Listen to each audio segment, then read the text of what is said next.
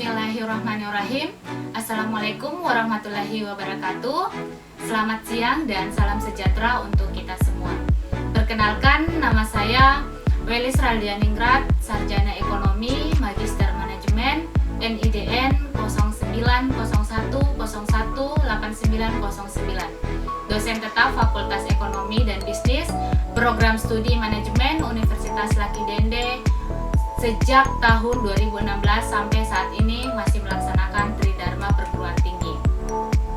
Pada kesempatan ini, saya akan memaparkan salah satu mata kuliah yang saya ampuh, yaitu mata kuliah Kewirausahaan, yang merupakan mata kuliah wajib dilaksanakan di semester 3 ganjil dengan beban 3 SKS. Deskripsi mata kuliah Kewirausahaan ini selain dapat dipelajari, juga harus dapat diinternalisasi secara luas melalui proses pendidikan. Salah satu muatan penting yang perlu diintroduksi kepada mahasiswa yaitu menambah pengetahuan mahasiswa mengenai seluk-beluk bisnis, baik dari sisi soft skill-nya maupun hard skill, sehingga mahasiswa mampu memanfaatkan peluang-peluang yang ada di sekitarnya dalam menciptakan usaha sendiri setelah lulus maupun saat masih kuliah. Mata kuliah ini akan membahas tentang ruang lingkup kewirausahaan, wira swasta dan wirausaha, peluang usaha, bisnis plan, kreativitas dan inovasi, manajemen usaha, kepemimpinan, profil usaha, analisis bisnis dan studi kelayakan bisnis, dan etika wirausaha. Adapun capaian pembelajaran mata kuliah yaitu 1. Mahasiswa mampu menginternalisasi nilai dan sikap yang terkandung dalam entrepreneurship. 2. Mahasiswa dapat menumbuhkan jiwa entrepreneur sejati maupun entrepreneur. 3. Mahasiswa mampu menyusun rencana bisnis atau bisnis plan. Materi pembelajaran mata kuliah kewirausahaan meliputi 1. Ruang lingkup kewirausahaan. 2. Wira swasta dan wirausaha. 3. Peluang usaha. 4. Bisnis plan.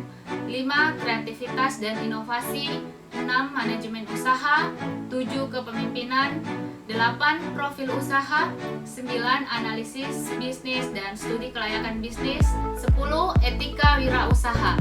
Pembelajaran yang saya lakukan adalah sistem kuliah luring atau tatap muka. Adapun sistem pembelajaran yang saya terapkan dalam perkuliahan yaitu metode DIA, Delivery, Interaction, dan Assessment.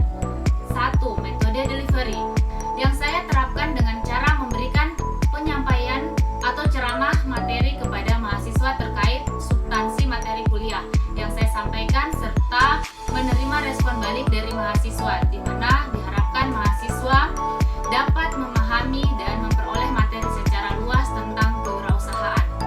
Metode interaction yang saya terapkan dengan cara komunikasi dengan mahasiswa secara timbal balik atau feedback terkait materi pembelajaran yang saya sampaikan, memberikan topik permasalahan atau studi kasus materi yang disampaikan sehingga mahasiswa dapat mempresentasikan serta mendiskusikan hasil dari kerja kelompok. Tujuan dari diskusi ini agar mahasiswa mampu berinteraksi, percaya diri, berpikir kritis, dan aktif dalam diskusi kelompok. Metode assessment yang saya terapkan dengan cara memberikan penilaian terhadap mahasiswa. Di akhir materi pembelajaran saya memberikan tugas studi kasus kepada mahasiswa untuk dikerjakan agar mahasiswa tersebut mendapatkan nilai tugas baik secara mandiri maupun kelompok. Berikut ini saya akan menampilkan video pembelajaran yang saya laksanakan, dan selamat menyaksikan. Assalamualaikum warahmatullahi wabarakatuh. Waalaikumsalam warahmatullahi wabarakatuh. Selamat siang adik-adik mahasiswa. Alhamdulillah hari ini kita dipertemukan bersama-sama di ruangan kelas ini untuk memulai perkuliahan mata kuliah kewirausahaan. Jadi mata kuliah kewirausahaan ini mata kuliah yang wajib diprogramkan untuk semester 3 ganjil 2021-2022. Bagaimana adik-adik? Sudah siap untuk memulai perkuliahannya? Siap. Sehat semua? Siap. Alhamdulillah ya. Baik, sebelum kita memulai proses perkuliahan, karena ini adalah pertemuan pertama kita. Jadi terlebih dahulu Ibu akan memaparkan kontrak perkuliahan yang nantinya akan sama-sama kita sepakati ya. Oke. Mata kuliah kewirausahaan di sini sudah terlihat ya di layar juga bahwa mata kuliah kewirausahaan ini adalah mata kuliah yang diprogramkan untuk semester 3 dengan beban SKS 3 SKS dan menjadi mata kuliah wajib.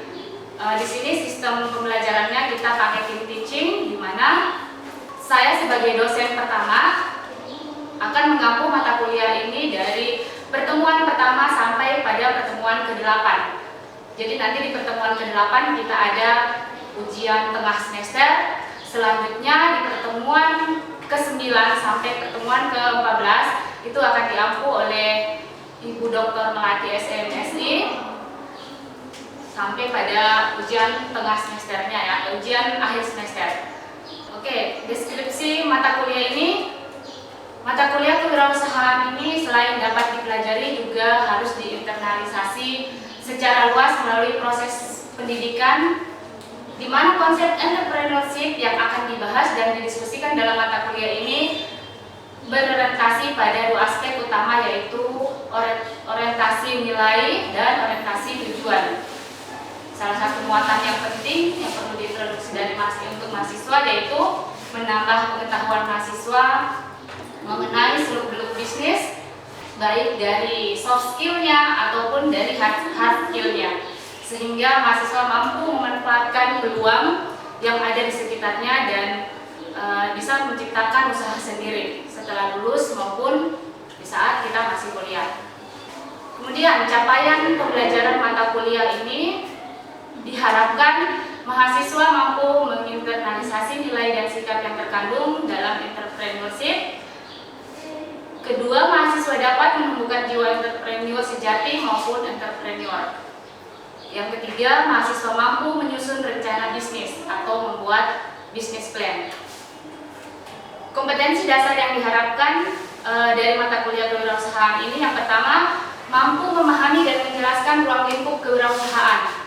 Terus yang kedua, mampu memahami dan menjelaskan wira swasta dan wira usaha. Yang keempat, mampu memahami dan menyusun bisnis plan. Yang kelima, mampu memahami dan menjelaskan kreativitas dan inovasi. Yang keenam, mampu memahami dan menjelaskan manajemen usaha. Yang ketujuh, mampu memahami dan menjelaskan kepemimpinan. 8, mampu memahami dan menjelaskan profil usaha. Yang kesembilan, mampu memahami dan menjelaskan analisis bisnis dan studi kelayakan bisnis. Dan yang terakhir, mampu memahami dan menjelaskan etika berwirausaha. Materi yang akan dibawakan pada mata kuliah kewirausahaan ini yaitu yang pertama, ruang lingkup kewirausahaan. Yang kedua, wira swasta dan wirausaha. Yang ketiga, peluang usaha. Yang keempat, bisnis plan. 5, kreativitas dan inovasi. 6, manajemen usaha. 7, kepemimpinan. 8, profil usaha. 9, analisis bisnis dan studi kelayakan bisnis. Dan yang ke-10 adalah etika wirausaha. Buku yang Ibu pakai itu yaitu buku dari Aris Slamet Widodo dan buku Bu Hari Alma. Silakan nanti adik-adik mahasiswa kalau mencari referensi sendiri biar menambah ilmunya ya. Ini adalah pertemuan pertama, jadi Ibu akan membahas satuan pembelajaran yang ada untuk pertemuan pertama kita, yaitu yang pertama ada kontrak perkuliahan yang sekarang Ibu sedang menjelaskan. Yang kedua, mahasiswa mampu memahami ruang lingkup berwirausaha, latar belakang wirausaha dan model proses kewirausahaan. Sementara indikator penilaiannya yaitu ketepatan dalam menerapkan kontrak perkuliahan. Selanjutnya pelaksanaan asesmen. Yang pertama, berdasarkan hasil kerja mahasiswa dalam bentuk penugasan yang berisi penjabaran kompetensi dasar dan indikator dibahas bersama di kelas. Yang kedua, dosen mengoreksi hasil pekerjaan mahasiswa dan hasil koreksi dikembalikan kepada mahasiswa untuk diperbaiki. Yang ketiga, dosen merekam hasil kerja dari masing-masing mahasiswa. Oke, lanjut. Rubrik asesmen pelaksanaan tugas. Kali ini situ ada poinnya sangat kurang, kemudian cukup, baik, dan sangat baik ya. Di situ ada juga penskorannya. Jika kalian tidak mengerjakan maka poin kalian itu kurang dari 20. Kemudian kalau mahasiswa dapat mengerjakan sesuai dengan konsep yang ada walaupun hasilnya salah, itu kalian bisa dapat poin 21 sampai 40. Kemudian poin cukup 41 sampai 60. Situ kalau kalian bisa mengerjakannya tapi kurang sempurna. Kemudian poin 61 sampai 80 itu kalau kalian mengerjakannya sesuai dengan konsep tapi belum sempurna. Kemudian terakhir skornya penilaian dan kriteria penilaian pada mata kuliah ini yaitu UAS 30%, kemudian UTS-nya 30% dan tugasnya 30%, keaktifan 10%. Jadi presensi dari mahasiswa lebih dari 3 kali tidak hadir, mohon maaf ya, berarti bisa dinyatakan tidak lulus. Oke, lanjut catatan khususnya yaitu yang pertama toleransi keterlambatan kita cukup sampai 15 menit saja ya. Kalau lebih dari 15 menit berarti sudah tidak usah masuk lagi karena proses perkuliahan sudah berjalan, takutnya mengganggu proses perkuliahan. Kemudian yang kedua, tugasnya dikumpul sesuai dengan kesepakatan atau bisa mungkin melalui email atau Google Classroom ya. Kemudian yang ketiga, UTS dan UAS dilaksanakan sesuai dengan jadwal dari akademik. Yang keempat, pakaian rapi dan tidak diperkenalkan memakai kaos oblong. Dan yang terakhir itu tidak diperkenalkan untuk memakai sendal. Oke, bisa kita sepakati bersama? Oke, kalau gitu kita lanjut di materi ya.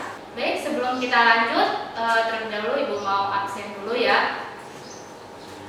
Yang pertama siapa? Sri Set Ayulia, yang mana? Oke, Sahriati Ramadan. Oke, Nur Atika Sari Dewi. Oke, selanjutnya kita lanjut di materi ya, sesuai dengan mata kuliah kita, yaitu mata kuliah kewirausahaan. Ada yang pernah dengar sebelumnya dengan kata kewirausahaan? Pernah ya? Pasti sudah pernah.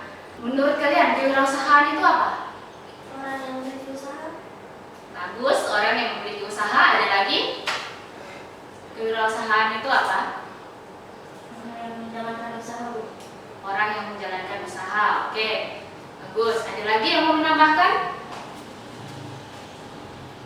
Cukup ya? Jadi wirausaha adalah orang yang melihat adanya peluang kemudian menciptakan sebuah organisasi yang kemudian itu dijadikan sebuah peluang untuk memulai usaha. Itu ya. Nah, kalau wirausaha itu adalah orang yang melihat peluang, kewirausahaan itu adalah sebuah proses untuk memulai usaha. Ya? Oke. Paham sampai sini, paham? Kewirausahaan? Paham ya? Oke, lanjut. Menumbuhkan minat berwirausaha. Nah, menumbuhkan minat berwirausaha juga ada, kita melihat ada keuntungan menjadi wirausaha. Kemudian ada kelemahannya. Keuntungannya itu terbukanya peluang untuk mencapai tujuan yang dikehendaki sendiri.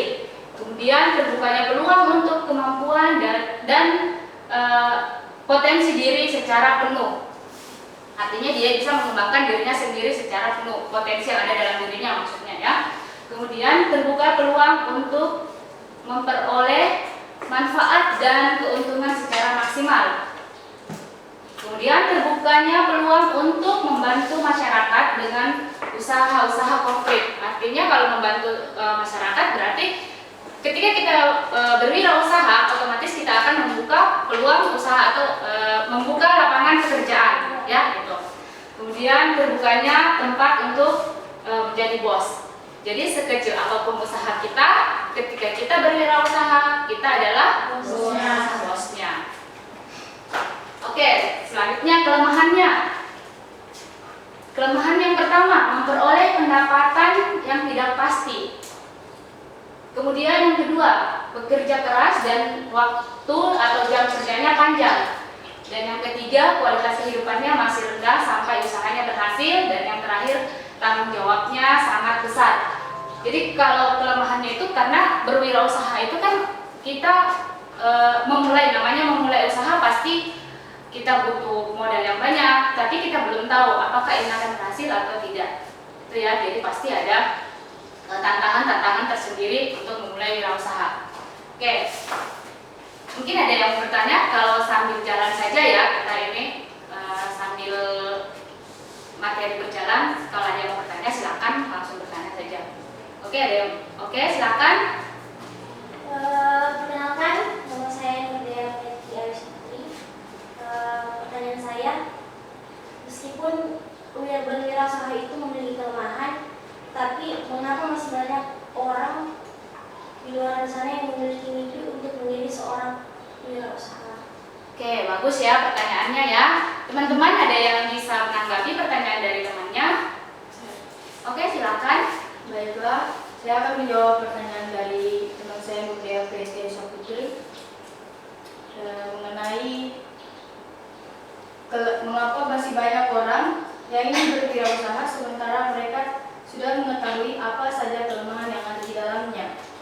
Alasan utamanya itu, yang paling utama adalah alasan memilih menjadi pengusaha yang paling utama adalah ingin menghasilkan profit yang lebih besar. Karena dengan memiliki penghasilan yang besar, maka kita dapat menikmati hidup yang menyenangkan, bebas dari lirikan hutang, memiliki hidup yang berkecukupan, bahkan bisa jalan-jalan ke luar negeri. Selain itu, juga dapat membuka sebuah lowongan pekerjaan sehingga dapat meningkatkan ekonomi yang ada di daerah tersebut juga. Oke, bagus ya jawabannya dari temannya.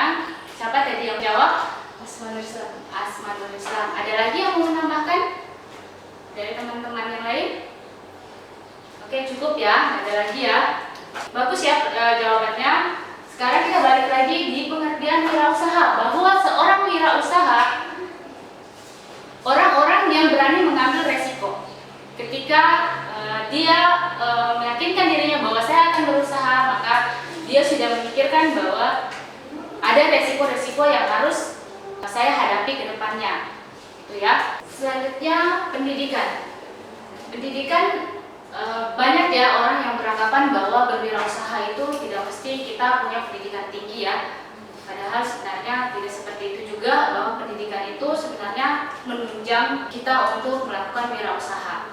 Ya, karena contohnya seperti sekarang, ketika kita sudah punya ilmunya untuk berwirausaha, kemudian kita melakukan wirausaha, kemungkinan gagalnya itu bisa terkurangi atau resiko-resiko yang akan terjadi itu bisa kita kurangi gitu. Ya, itu pentingnya. Kemudian selanjutnya nilai-nilai atau personal.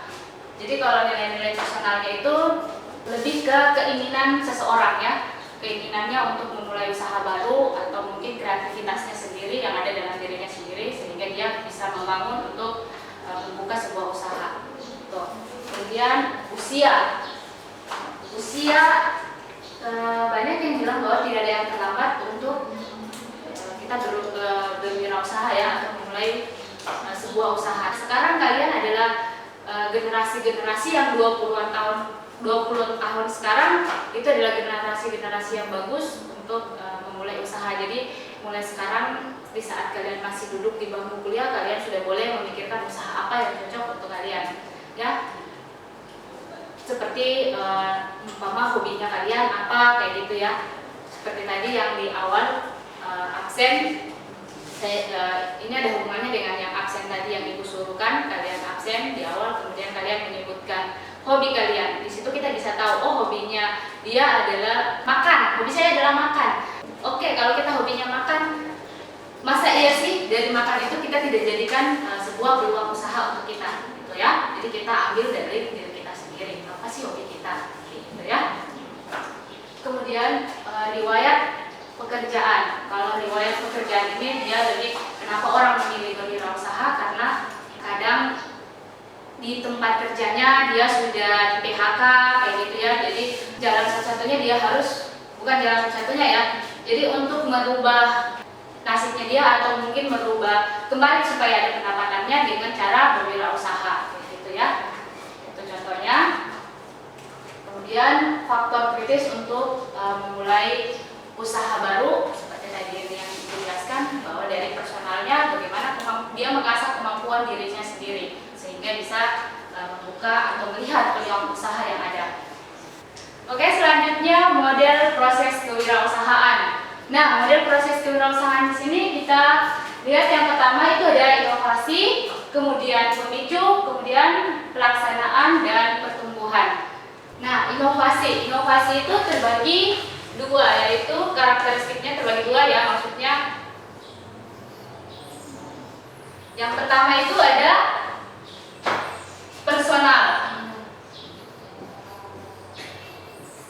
personalnya, dan yang kedua itu adalah environment.